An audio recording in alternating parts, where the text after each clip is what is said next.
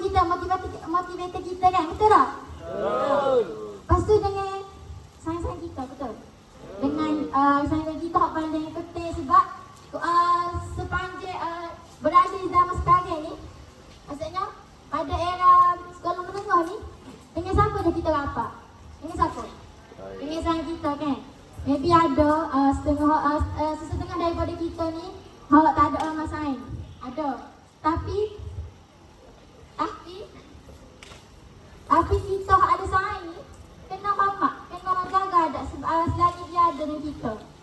Maksudnya jangan bagi dia rasa lah kecek tu biar belenggu. Anak marah sekali pun janganlah waktu bik benda tak molek dak. Ada kat kali jatuh dak. Tu lah segala highway tu. Tak ada. Ada.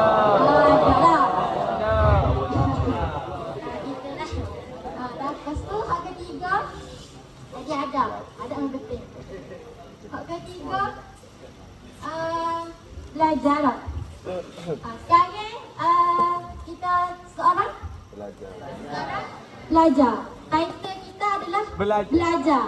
Kita ditugaskan untuk belajar. Betul. Jadi mari kita ada kita sini tak apa? Tak betul.